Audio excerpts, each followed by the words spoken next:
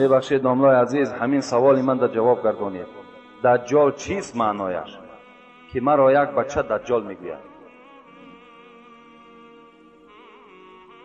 دجال این بسیار نامی بد است و دجال خودش کافر است. این یکی از نشانه های ساعت است، یعنی قیامت است که دجال میبراید، مردم گمراه میکند. یک برادر دجال گفتند یا یگان لقب دیگر ماندن. خداوند در قرآن به شما خبر میدهد ولا تنابزوا بالالقاب بئس الاسم الفسوق بعد الایمان و من لم یتب فاولئک هم الظالمون. خدای شما به شما میگوید هر وقتایی که اگر یک برادر شما نمازخوان باشد، مؤمن باشد، مسلمان باشد، در او لقب نمانید، زیرا اینکه بئس الاسم الفسوق بعد الایمان، آدمی که ایماندار است، آدمی که از خدا میترسد، این بدترین نام است برای آدم ایماندار. وقتی او را تو دجال میگوید یا یگان لقب دیگر میمانی بر او. اگر شما میگید خداوند با همین گناه خود توبه نکنید، شما از گروه ظالمان هستید. یکدیگر را لقب نمانید، یکدیگر را نامش بگیرید، فریاد بزنید.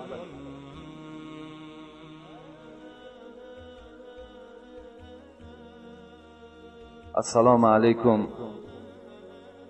داملای محترم، ناخون دست و پای و موی سر را در تگ پای پرتافتن ممکن یا نه؟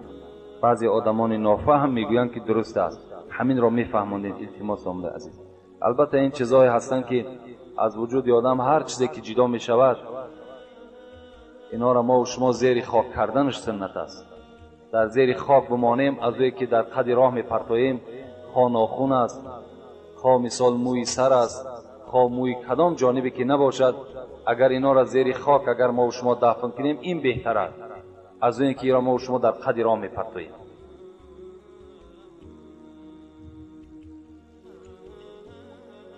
بسم الله الرحمن الرحیم. السلام علیکم داملای محترم.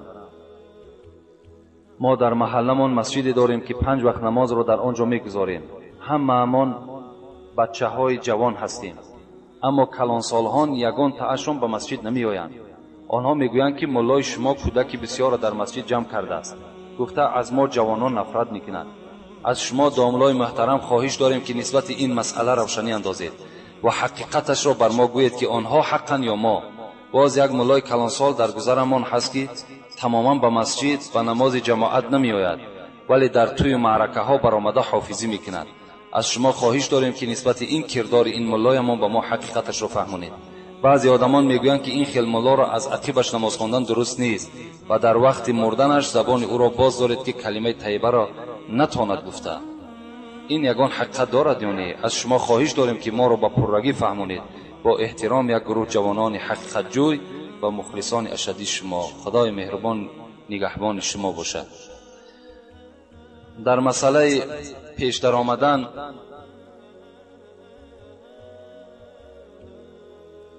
گفته بودیم که رسول اکرم گفته بودند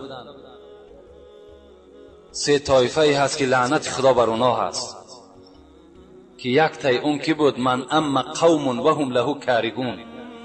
یک کسی هست که ملا امامتی میکند در صورتی که مردم از او راضی نیست. مردم به چی گونه راضی نیست؟ مثل که کردارهای ناخوب دارد، لکن چیکار کنیم که زمانه همچنان انسان آورده است در منبر جا کرده است. اگر همچنان انسان اگر امامتی میکند یا ملاگی میکند یا واعظی میکند، البته لعنت خدا بر او میرسد. والاولا بالامامه عالم بالسنه ثم الاقرا ثم الاورع. عبارهای مختصری ما و شما چی میگوید؟ میگوید کسی حق امامتی دارد که اولا عالمی به سنت باشد، از مسئله و مسائل درکدار باشد، از حرام و حلال خداوند آگاه باشد، به سوی حرام کرده های خدا میل نداشته باشد، انسان یعنی پاکیزه باشد، پرهیز داشته باشد. اون کس حق امامتی دارد. لکن در حق اون جوانهایی که به مسجد می آیند، البته بسیاری کلانسال‌هایی هست که در این مسئله زید هستند. وقتی می‌بینند جوانای خرد به مسجد می‌آیند، نافار می‌شوند. حالان که پیغمبر خدا به ما و شما وصیت کردگی هستند که شما دست‌های کودکاتون گرفتن به مسجد برین تا که اونا آموخته شوند، تا که اونا انبوه مسلمان‌ها را ببینند. تا که مثال دل و وجود اونها به یک ایمان و به مسجد عادت کنند. این یگان جای زلال ندارد. کودک در مسجد آمدن افتخار است. آخه برای چی منشان کنیم؟ برعکس ما و شما تیزک کنیم، برعکس ما و شما دل اونها را باز چکار کنیم؟ پرتر بسازیم، تبلیغ خوبشان کنیم تا که تمامشان آمده در مسجد بخوانند. و اون کلانسالهایی که به مسجد نمی آیند، خیلی اینا حالشان به خدای خودشان حواله. می آیند نمی آیند، کسی که البته می آید ثواب می گیرد. رسول اکرم می گوید اذا رأیتم الرجل یعتاد المسجد فاشهدوا له بالایمان. وقتی شما می بینید که یک برادر در مسجد حرکت دارد، خواه برای ساختمانش است، خواه برای 5 وقت نمازی با جماعت است، شما گواه باشید که او کس ایماندار است. آدم ایماندار مسجد می آید.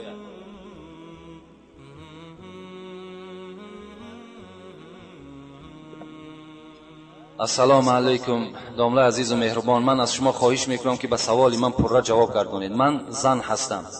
مرا پیرم 1 هفته سبق داد و او را پدرش دیگر اجازت نداد. من خودم خواندم و حاضر کتاب قرآن را میخوانم. آیا این روا است یا نه؟ من خواندن را دوام بدهم. البته خواهر عزیز، خواندن دوام دادن در کار است. هیچ وقت از خواندن طلب علم در گردن مرد و زن فرض است. خواه پیر است، خواه جوان است، در گردن همه ما و شما طلب کردن علم فرض است. باید که ما و شما البته به البته علم طلب کنیم. یعنی یک مقدار خوانده باشیم و پس از پیش خود دوام دادن بگیریم، این ناجایز می شود. همه حرف قرآن، همه آیات قرآن باید که از پیش استاد بگذرانیم، باید که طبق تجوید قرآن بگذرانیم. بعد ما و شما حق داریم که قرآن در هر جا که باشد خواندن بگیریم. هیچ وقت از تعلیم علم باز نیستیم. سراغ کنیم در کجایی که اگر یک شخص تعلیم دادگی است، البته رفته درس بگیریم. السلام علیکم داملای عزیز. آیا شراب را نوشیده با مسجد آمدن جایز است؟ آدمی شراب نوش ایمان ندارد. آخه ما با شما گفته بودیم آدمی که شراب گفته مقصد همین عرق است. شراب گفته تمام همین نوشاکی‌ها هم شراب میگن، لیکن مقصد ما همین عرقی که می نوشند که خداوند و جمعیت ما و شما از او بیزار است. همین در نظر دارم که انسانی که عرق نوشید، ما برای شما این صحبت کرده بودیم که ایمان ندارد، برای آمدن مسجد چی معنی دارد؟ آخه حتی حدیث پیغمبر خدا بود من زنا او شرب الخمر نزع منه الایمان کما یخلع الانسان قمیصه من رأسه. رسول اکرم گفته است کسی زنا میکند یا عرق مینوشد، ایمان از وجود او گرفته میشود. مثل چی؟ مثل که انسان لباس خودش از بدنش بدر میکند، بیره میگذارد، مثل همون ایمان از وجودش دور کردگی است. برای او مثال نماز جنازه و برای او نماز 5 وقته و برای او مثال مسجد آمدن چی معنی دارد؟ السلام علیکم داملای عزیز. جنگ داختن سگها درست است یا نه؟ و ما پرتر فهمونید. جنگ داختن سگها حرام است. در اسلام حرام است جنگ داختن سگها. حتی نظر کننده هم مثل کننده است. کسی که نظر میکند، کسی در همون مجلس اشتراک میکند، مثل همون کننده ها است. اونا که روسیا هستند، لیکن تماشا کننده هم مثل همون میشود. بین پیغمبر خدا حتی میگوید که من کان یؤمن بالله والیوم الاخر فلا یجلس علی مائده یشرب علیها الخمر. بین حتی در دسترخوانی که عرق است، شما در همون دسترخوان ننشینید، اگرچه خانه شما هم نباشد. اگر شما یک جا مهمانی میرین میبینید که در دسترخوان عرق است، شما پس بگردین، در اون خانه داخل نشین، زیرا که اونجا حرام کرده خدا هست. وقتی شما میبینید یک حلقه مردم جمع شده سگ جنگ میدازند و در اونجا پول میمونن، باز این قمار میشود. باز قمار، باز آیت خوانده میسیر گفته قمار بازی را میگن، این مثل قمار میشد، حرام است. اینا عملای شیطانی هستند. بعضی برادرها را با گوش ما صداشون میآید $100 $200 $500 در همین جنگ باز میمانند. حیف بر همون مال و دولتی که خدا بر همین خیل جوانها میتش.